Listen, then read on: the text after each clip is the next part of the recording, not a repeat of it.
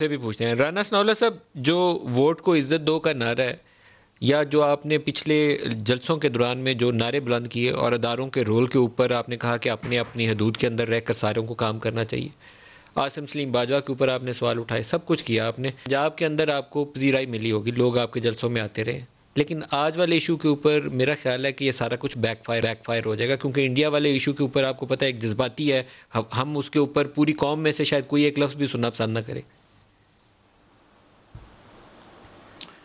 नहीं, देखें, ये जो इस वक्त हमारा हुक्मरान टोला है, ये नफ़रत और इंतकाम में जो है ना, ये गर्क है। यानी इसे ना नफ़रत और इंतकाम के अलावा इसे कुछ सुझाई नहीं देता। और इस वक्त इस हुकूमती टोले का और इंडिया का मुफाद जो है वो एक जगह पे आके इकट्ठा हो गया है। इसलिए अपोजिशन का जो भी बयान होता है उसको पहले तो ये टोला जो है और इसके इन्होंने, क्योंकि इनका यानी काम यही है कि प्रोपेगेंडा करते हैं। ये प्रोपेगेंडा के लिए इन्होंने एक तर्जमानों की फ़ौज भर्ती की हुई है। जो भी अपोजिशन बात करती है पहले तो ये खुद प्रोपेगेंडा करते हैं और उस प्रोपेगेंडा या सादिक के बयान के ऊपर आप क्या कहेंगे? और जी वो भी है, वो भी यही एक अमल है कि उसके बयान को पहले ये हुकूमती जो प्रोपेगेंडा टोला है इसने उठाया, उसके बाद इंडिया ने उठाया।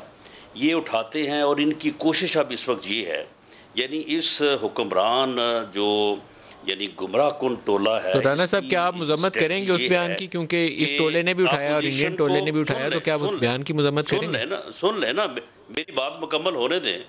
यानी इस टोले की भी ये कोशिश है कि अपोजिशन और मसल्ह अफवाज या अदारों को आपस में जो है वो मुतसादम कर दिया जाए।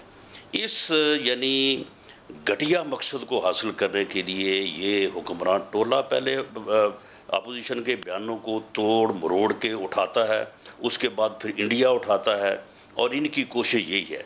लेकिन अगर ये कोशिश में कामयाब हो गए तो इस मुल्क और कौम की बहुत बड़ी बदकिस्मती होगी, जिसकी खुद ही इन्होंने मिसाल अब दी है अरब ममालिक की।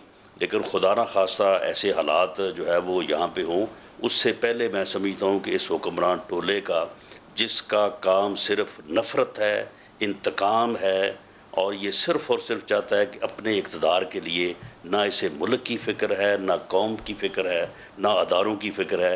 ये सिर्फ चाहता है कि ये किसी न किसी तरह से। राना साहब, क्या आप मजम्मत करते हैं या सादिक साहब ने जो कुछ कहा उसकी मजम्मत करते हैं? मैं अयाज सादिक के बयान को इंडोर्स करता हूँ, मैं मजम्मत नहीं करता उसकी। उसमें कोई मजम्मत वाली बात नहीं है। आप कहते हैं कि जब वो वज़ीर ख़ारिजा है तो उनकी टांगें कपकपा रही थी और माथे में पसीना था, भी यही कहते हैं?